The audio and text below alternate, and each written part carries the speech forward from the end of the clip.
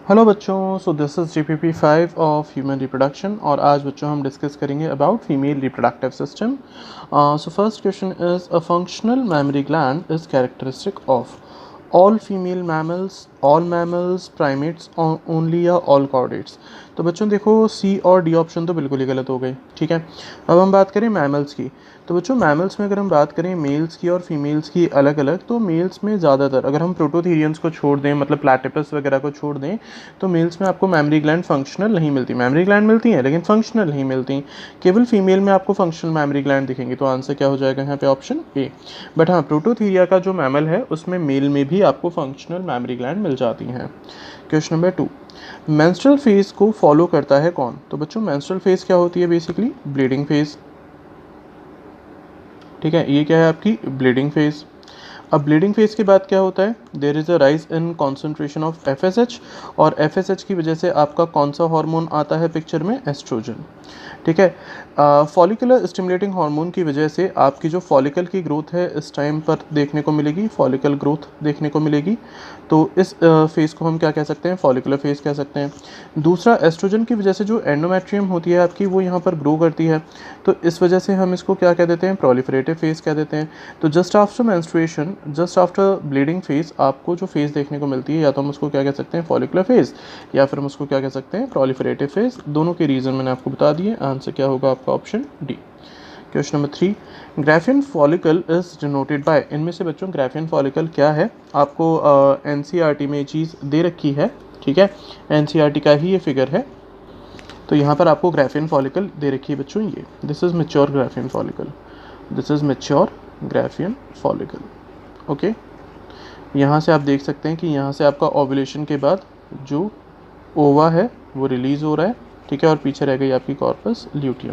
तो यहाँ पर आपका आंसर होगा डी, यानी कि option B. Question number 4, select the correct option for A and B in this process of oogenesis। तो बच्चों पहले तो ए और बी को देख लें। ये रहा ए, oogonia से किसका फॉर्मेशन हो रहा है? प्राइमरी oocyte का। और बी ये रहा, प्राइमरी oocyte से किसका फॉर्मेशन हो रहा है? सेकेंडरी oocyte का। तो बच्चों आपको पता होना चाहिए कि जब प्राइमरी oocyte से सेकेंडरी oocyte बनती है तो यहाँ पर क्या होता है? मियोसिस 1 होता है। ठीक है, और जो प्लॉइडी है वो 2n से क्या रह जाती है? n रह जाती है। तो ये यू शुड नो। और इसके अलावा जब oogonia से प्राइमरी oocyte बनती है तो पहले तो होता है बच्चों मल्टीप्लिकेशन फेज़। ठीक है, जो सेल्स हैं, जो जर्म सेल्स हैं, वो अपना नंबर इंक्रीज़ करती हैं माइटोसिस से, और फिर उसके बाद क्या करती हैं? वो ग्रोथ करती हैं। ठीक है, ग्रोथ फेज़ आती है। देखते हैं माइटोसिस। ठीक है, शुरुआत में माइटोसिस होता है, में डिफरेंशिएशन। ठीक है, ग्रोथ करती हैं, and this is first meiotic division which is completed before ovulation. Yes, that is true. यहाँ पर करेक्ट आंसर क्या होगा आपका? Option A. Question number 5, the first menstruation begins at the puberty and it is called बच्चों मीनाकी। Menopause होता है जब menstruation या menstrual cycle स्टॉप हो जाती है। जब ये स्टॉप हो जाती है 40, 45, 50 ईयर की एज ग्रुप में, जब मीनोपॉज यानी menstrual साइकिल स्टॉप हो जाएगा, और जब फर्स्ट menstrual साइकिल आएगा उसको हम क्या देते हैं? मीनाकी। ठीक है, तो यहाँ पर करेक्ट आंसर क्या होगा? Option A. Question number 6, the menstrual cycle occurs in all female mammals. नहीं बच्चों, अब ये सही आंसर नहीं होगा। अब आंसर क्या होगा? Only primates. ठीक है, जो अदर मैमल्स हैं, यानी जो नॉन प्राइमेट मैमल्स हैं, उनमें आपको जो फीमेल्स में साइकिल देखने को मिलेगी, उनमें भी साइकिल होती है, लेकिन उनमें जो साइकिल देखने को मिलेगी उसका नाम है एस्ट्रस साइकिल, और जो प्राइमेट फीमेल्स में देखने को मिलती है दैट इज मेंस्ट्रुअल साइकिल। तो यहाँ पर आंसर होगा C. Question number 7, LH surge induce करता है क्या? बच्चों बहुत फेमस है ये क्वेश्चन, ओव्यूलेशन। ओव्यूलेशन में बेसिकली जो आपका ग्राफियन फॉलिकल है वो रप्चर होता है, और ग्राफियन फॉलिकल को रप्चर होने के लिए रिक्वायर होता है बहुत हाई कॉन्सेंट्रेशन ऑफ एलएच, और उसी फिनोमेना को हम क्या कह देते हैं? LH search. ठीक है, answer will be A. Question number 8, the changes in the ovary and the uterus during menstrual cycle are induced by changes in the levels of hormones from। तो बच्चों जो ओवरी के चेंजेस हैं वो induce किए जाते हैं एफएसएच और एलएच से, और एफएसएच और एलएच कहाँ से आते हैं? आपके एंटीरियर पिट्यूटरी से। ठीक है, एंटीरियर पिट्यूटरी से। और यूट्रस के अंदर जो चेंजेस हैं बच्चों, यूट्रस के जो चेंजेस हैं वो आते हैं एस्ट्रोजन और प्रोजेस्टेरॉन से, और ये हॉर्मोन्स आते हैं आपके ओवरीज से। तो यहाँ पर आपका ए भी करेक्ट होगा, सी भी करेक्ट होगा, दैट्स वाई करेक्ट आंसर क्या हो जाएगा? Option D. Question number 9, ovulatory phase is followed by, ovulatory phase का मतलब बच्चों ओव्यूलेशन, जो कि 14th day of menstrual cycle पे देखने को मिलता है। उसके बाद आपको क्या देखने को मिलेगा, तो बच्चों आफ्टर ओव्यूलेशन फॉर्मेशन होता है कॉर्पस ल्यूटियम का, जो क्या बनाती है आपका प्रोजेस्टेरॉन। अभी जो प्रोजेस्टेरॉन है बच्चों, ये आपके एंडोमेट्रियम पे कैसा इम्पैक्ट रखता है, ये एंडोमेट्रियम में म्यूकस के सीक्रेशन को इंक्रीज करता है, तो ये सीक्रेटरी फेज कहलाएगा। जो आफ्टर ओव्यूलेशन आप फेज में जाते हैं, that is called secretory phase. तो correct answer will be A. Question number 10, lack of menstruation means, बच्चों मेंस्ट्रुएशन नहीं हो रहा अगर किसी फीमेल को, तो क्या रीज़न हो सकता है। प्रेगनेंसी, देखो प्रेगनेंसी में एस्ट्रोजन और प्रोजेस्टेरॉन का जो लेवल है वो होता है काफ़ी ज़्यादा, और इतने हाई लेवल की वजह से जो GnRH है, FSH है, LH है, उनको मिलता है नेगेटिव फीडबैक, और इस वजह से मेंस्ट्रुएशन नहीं होता फीमेल्स में। तो ये करेक्ट और लेजिट आंसर है, ठीक है। स्ट्रेस से बच्चों हार्मोनल डिस्टर्बेंस हो सकता है, और उस वजह से भी आपको देखने को मिल सकता है कि एब्सेंस ऑफ मेंस्ट्रुएशन हो। Poor health, exact same reason. तो तीनों ही चीज़ें हैं जो रिजल्ट कर सकती हैं, जो कॉज कर सकती हैं absence of menstruation. C will be correct answer. At what cycle day does the luteal phase occur, बच्चों ल्यूटियल फेज का क्या मतलब है। ल्यूटियल फेज का मतलब है जिसमें आपको क्या देखने को मिलेगी, कॉर्पस ल्यूटियम देखने को मिलेगी। तो कॉर्पस ल्यूटियम का फॉर्मेशन कब होता है बच्चों, आफ्टर ओव्यूलेशन होता है।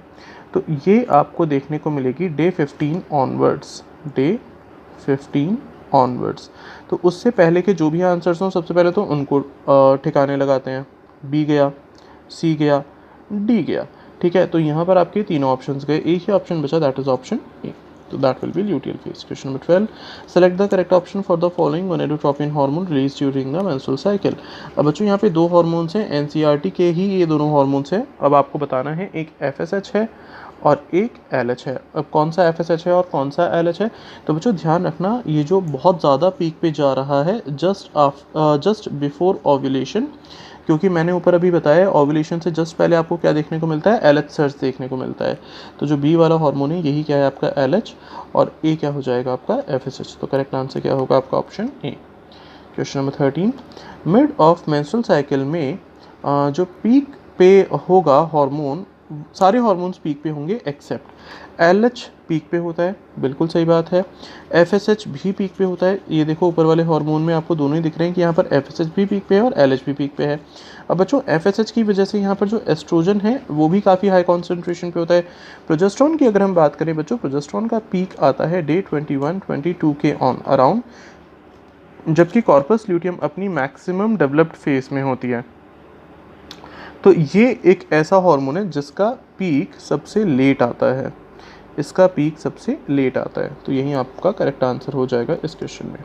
Question number 14, select the incorrect statement, remaining part of the Graafian follicle transform as the corpus luteum, yes that is correct. The corpus luteum secretes large amounts of LH, no बच्चों it is wrong answer. LH तो एक pituitary hormone है, ये anterior pituitary से release होता है, ठीक है, एंटीरियर पिट्यूटरी से रिलीज होता है। तो ये आपका इनकरेक्ट स्टेटमेंट हो जाएगा। Question number 15, menstruation only occurs if the released ovum is, menstruation उसी कंडीशन में होगा अगर आपका जो ओवम रिलीज हुआ है वो फर्टिलाइज ना हो बच्चों, क्योंकि अगर वो फर्टिलाइज नहीं होगा तो HCG का जो फीडबैक है वो नहीं आएगा, HCG विल बी एब्सेंट, और उससे क्या होगा, उससे कॉर्पस ल्यूटियम सर्वाइवल जो होगा वो पॉसिबल नहीं होगा। उससे क्या होगा, उससे प्रोजेस्टेरॉन विड्रॉल होगा, और प्रोजेस्टेरॉन विड्रॉल होते ही फीमेल की बॉडी जो है वो किस में चली जाती है, मेंस्ट्रुएशन में चली जाती है। And that is the question which has been asked in this particular thing. तो मेंस्ट्रुएशन होता है तब जब आपके पास प्रोजेस्टेरॉन ना हो, और प्रोजेस्टेरॉन कब नहीं होगा, जब आपका कॉर्पस ल्यूटियम डीजनरेट होगा, और वो कब होगा, जब HCG नहीं आएगा, और HCG कब नहीं आएगा, जब आपका फर्टिलाइजेशन नहीं होगा। तो B option will be correct. Thank you बच्चों, that was it, all the best, keep studying.